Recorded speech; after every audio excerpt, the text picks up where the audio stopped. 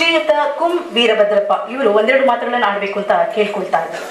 ಸಮಾರಂಭದ ಅಧ್ಯಕ್ಷತೆ ವಹಿಸಿರ್ತಕ್ಕಂಥ ಗೆಳೆಯರಾದ ಗುಡ್ಡಳ್ಳಿ ನಾಗರಾಜ್ ಅವರೇ, ಕಾದಂಬರಿಯ ಕರ್ತೃ ಶ್ರೀ ಶಾಂತರಾಜ್ ಅವರೇ, ಕಾದಂಬರಿ ಬಗ್ಗೆ ಸ್ವಂತವಾಗಿ ಮಾತನಾಡಿದಂಥ ಗೆಳೆಯ ಡಾಕ್ಟರ್ ಮಲ್ಲಿಕಾರ್ಜುನ್ ಕಲಮರಹಳ್ಳಿ ಅವರೇ, ಅಭಿವ್ಯಕ್ತಿ ವೇದಿಕೆಯ ಗೆಳೆಯ ಮಲ್ಲಿಕಾರ್ಜುನ್ ಕಡ್ಕೋಳ್ ಅವರೇ, ಸಾಹಿತ್ಯ ಪರಿಷತ್ ಅಧ್ಯಕ್ಷರಾಗಿರ್ತಕ್ಕಂಥ ಸದಾಶಿವಪ್ಪನವರೇ, ಹಿರಿಯರಾಗಿರ್ತಕ್ಕಂಥ ಸನ್ಮಿತ್ರ BV ವೀರಭದ್ರಪ್ಪನವರೇ ಹಾಗೂ ಹಾಗೆ ಹೊಸ ವರ್ಷದ ಶುಭಾಶಯಗಳು.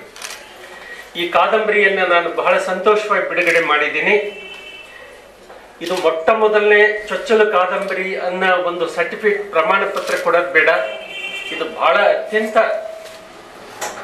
ಚೆನ್ನಾಗಿರ್ತಕ್ಕಂಥ ಒಂದು ಸಫಲ ಕೃತಿ.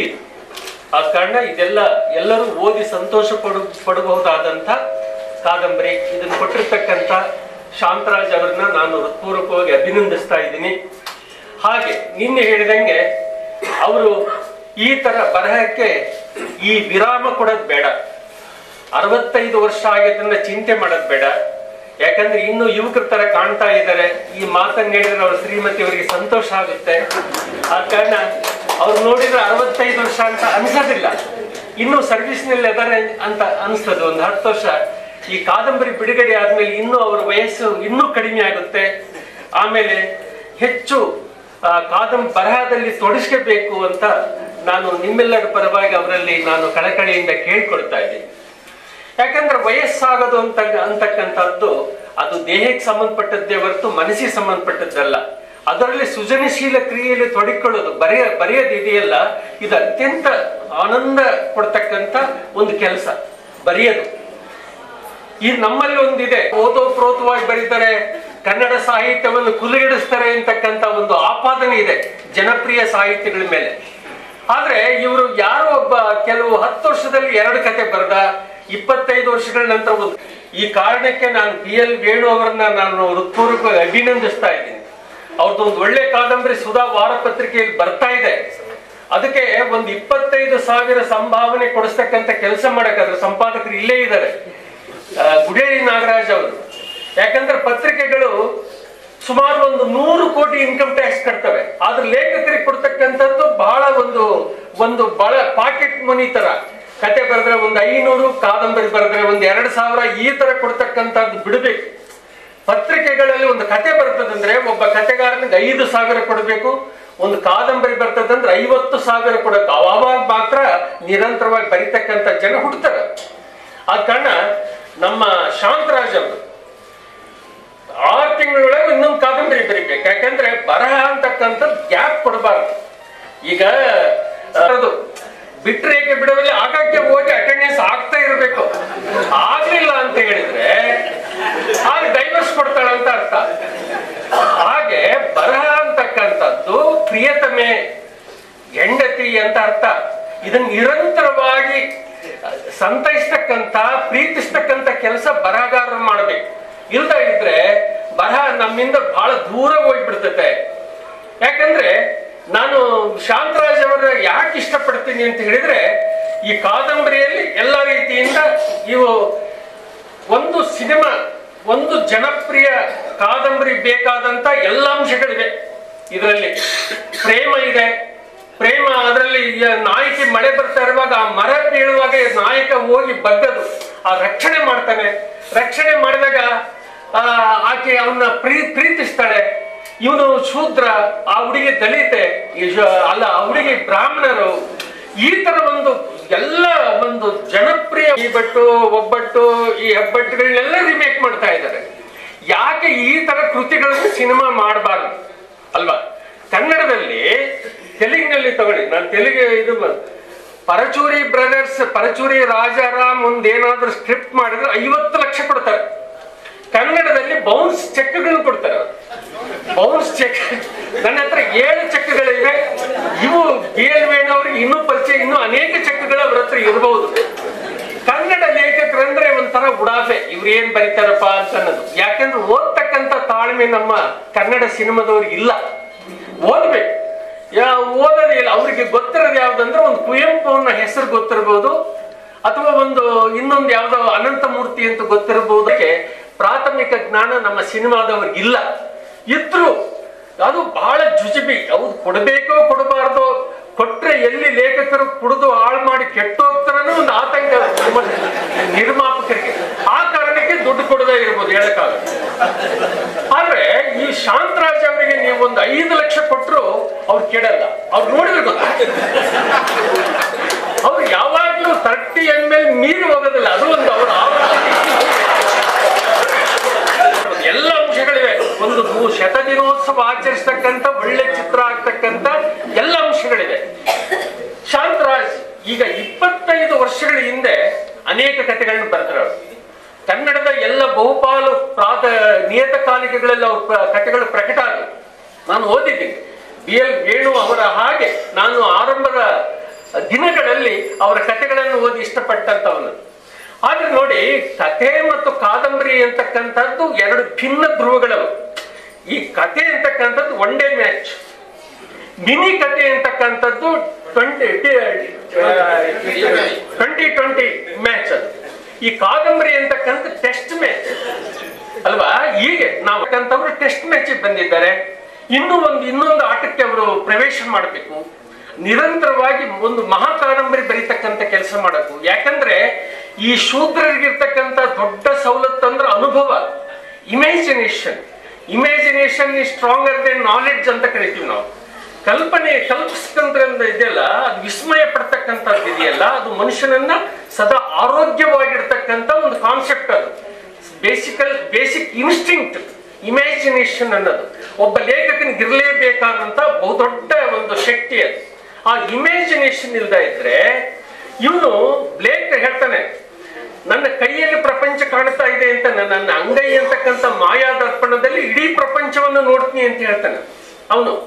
ನಮ್ಮಲ್ಲಿ ಲೇಖಕರು ಏನ್ ಮಾಡ್ತಾರೆ, ಕಾದಂಬರಿ ಬರೆಯೋದಕ್ಕಾಗಿ, ನಮ್ಮ ಕನ್ನಡದ ಒಬ್ಬ ಪ್ರಸಿದ್ಧ ಕಾದಂಬರಿಕಾರರು ನೀವೇನಾದ್ರೂ ಕೇಳಿದ್ರೆ, ಅದು ಒಬ್ಬ ಲೇಖಕನಿಗೆ ಇರಬೇಕಾದಂತ ಒಂದು ಬಹುದೊಡ್ಡ ಶಕ್ತಿ. ಪ್ರತಿಯೊಬ್ಬ ಮನುಷ್ಯನಲ್ಲಿ ಇದೆ ಇಮ್ಯಾಜಿನೇಷನ್ ಅಂತಕ್ಕಂಥದ್ದು, ಪ್ರತಿಯೊಂದು ವ್ಯಕ್ತಿಯಲ್ಲಿದೆ. ಈಗ ಮಗು ಮಲಿಕಂಡ ನಾವು ನೋಡ್ತೀವಿ, ಅದು ನಗ್ತಿರ್ತದೆ, ಆಮೇಲೆ ಮುಖ ಸಪ್ಪೆ ಮಾಡುತ್ತೆ, ನಗುತ್ತೆ. ಇದು ಇಮ್ಯಾಜಿನೇಷನ್. ಒಂದು ಪ್ರಪಂಚವನ್ನು ಅರ್ಥ ಮಾಡ್ತಕ್ಕಂಥ, ಪ್ರಪಂಚವನ್ನು ತಾನು ವಿಭಿನ್ನ ರೀತಿಯಲ್ಲಿ ಗ್ರಹಿಸ್ತಕ್ಕಂಥ ಒಂದು ಮಾನಸಿಕ ಪ್ರಕ್ರಿಯೆ ಅದು ಒಬ್ಬ ಲೇಖಕನಿಗಿದೆ.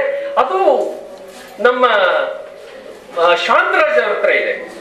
ಮಲ್ಲಿಕಾರ್ಜುನ್ ಅವ್ರು ಹೇಳಿದಂಗೆ ಸಮಕಾಲೀನ ಘಟನೆಗಳನ್ನ ಕಥೆಯ ಹೆಣಿಗೆಯೊಳಗೆ ಬಳಸ್ಕೊಳ್ಳೋದು ಇದೆಯಲ್ಲ, ಅದು ಬಹಳ ಅದ್ಭುತವಾಗಿರ್ತಕ್ಕಂಥ ಒಬ್ಬ ಪ್ರತಿಭೆ.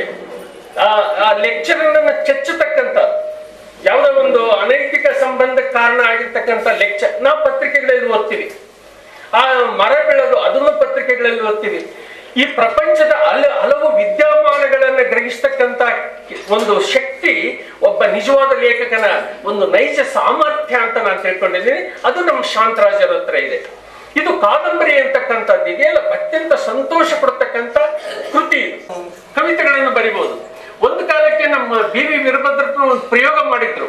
ಒಂದು 100 ಕವಿತೆಗಳ ಕೆಲವು ಸಾಲುಗಳನ್ನ ಒಂದು ಕಟ್ ಮಾಡಿ ಬರೆದು ಪ್ರಜಾವಾಣಿ ಕಳಿಸಿದ್ರು. ಪ್ರಜಾವಾಣಿಯಲ್ಲಿ ಪ್ರಕಟ ಆಯ್ತು. ಇವರು ಅದು ಸಂಭಾವನೆ ವಾಪಸ್ ಕಳಿಸ್ತಾ, ಇದು ನಾನ್ ಬರೆದದ್ದಲ್ಲ, ಇದು 100 ಕವಿತೆಗಳ 10 ಸಾಲುಗಳನ್ನ ಆಯ್ಕೆ ಮಾಡಿ ನಿಮಗೆ ಕಳಿಸಿದ್ದೀನಿ. ಇದು ನವ್ಯ ಕವಿತೆಯ ದೊಡ್ಡ ಒಂದು ಟ್ರಾಫೆ, ದುರಂತ. ಯಾರು ಬೇಕಾದ್ರೂ ಕವಿತೆ ಬರಲಿ, ಯಾರಿಗ ಅರ್ಥ ಆಗೋದಿಲ್ವೋ ಅದು ಕವಿತೆ. ಈಗ ನಮ್ಮ ನಾಗರಾಳ ಅವರು ಬಹಳ ಎಷ್ಟು ಸುಶ್ರಾವ್ಯವಾಗಿ ಹಾಡಿದ್ರು ಅಂತಂದ್ರೆ, ಯಾವ ಅಶ್ವತ್ತು ಏನು ಅಲ್ಲ ಅವ್ರ ಮುಂದೆ ಅಷ್ಟು ಸೊಗಸಾಗಿ ಹಾಡಿದ್ರು ಅವರು. ಇವರು ನಮ್ಮ ಗ್ರಾಮೀಣ ಪ್ರತಿಭೆ. ಇದು ಈ ತರ ಕವಿತೆಗಳನ್ನು ಬರಿಬೇಕು, ಈ ತರ ಹಾಡ್ತಕ್ಕಂಥ ಕವಿತೆಗಳನ್ನು ಬರಿಬೇಕು.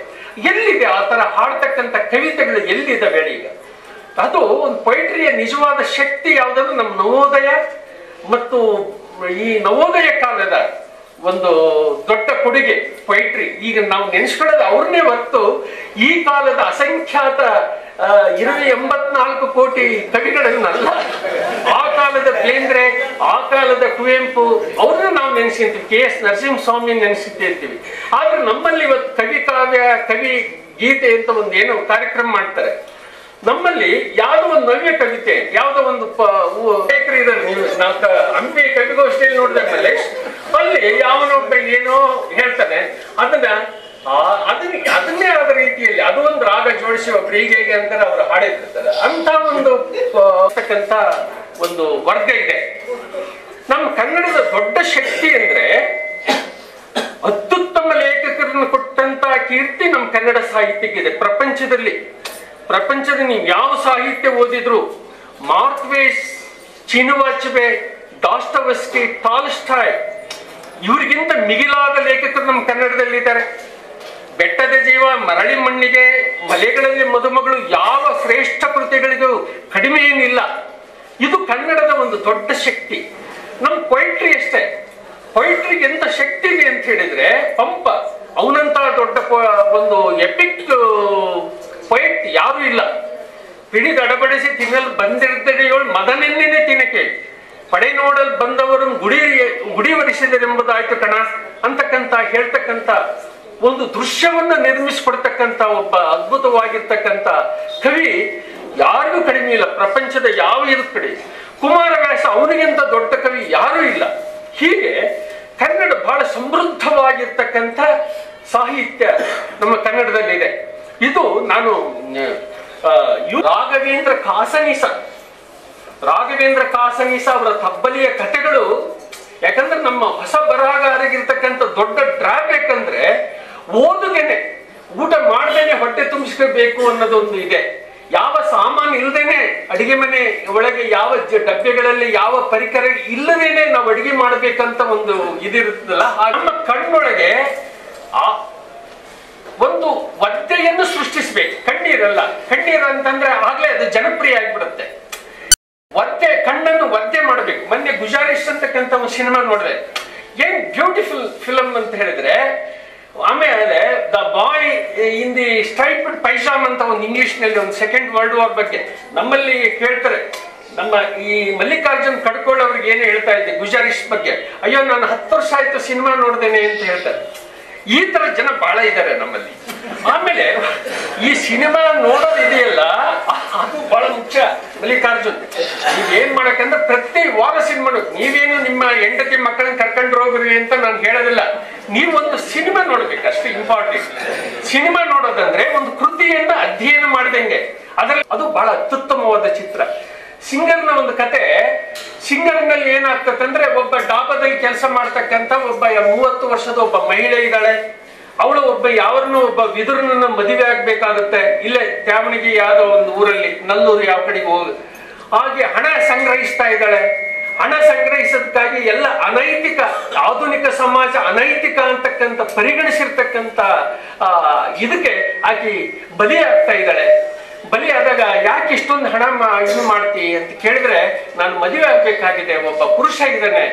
ಅವಳು ಎಲ್ಲ ಹಣ ಸಂಗ್ರಹಿಸ್ಕೊಳ್ತಾಳೆ. ಅತ್ಯಾಚಾರ ಮಾಡಿದ ಮರುಕ್ಷಣ ಬೆಳಗ್ಗೆ ಬಂದ ನೋಡ್ತಾಳೆ ಅಂತ ಮಾಡಿದ್ದೆ ಅಂತ ಹೇಳ್ತಾಳೆ. ಇದು ಧ್ವನಿ. ಈ ಕತೆಗಿರ್ಬೇಕಾದಂತ ಒಂದು ಭದ್ರ ಬುನಾದಿ ಯಾವುದಪ್ಪ ಅಂದ್ರೆ, ಕಾದಂಬರಿಯ ಕಥೆಯ ಕೊನೆಗೆ ಇದು ಧ್ವನಿಸ್ಬೇಕಿದೆ.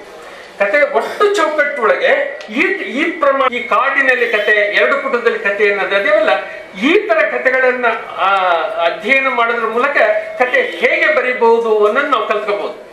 ಹಾಗೆ ಈ ಕಾದಂಬರಿ ಇದು ಬಹಳ ವಿಚಿತ್ರವಾಗಿರ್ತಕ್ಕಂಥ. ನಾನು ಒನ್ಸ್ ಅಪಾನ್ ಎ ಟೈಮ್ ಬರೀ ಕಥೆಗಳನ್ನು ಬರೀತಾ ಇದ್ದೆ. ಬರೀ ಕಥೆಗಳು ಓತೋಪ್ರೋತವಾಗಿ ಅಸಂಖ್ಯಾತ ಕಥೆಗಳು ಬರಿತಾ ಇದ್ದೆ.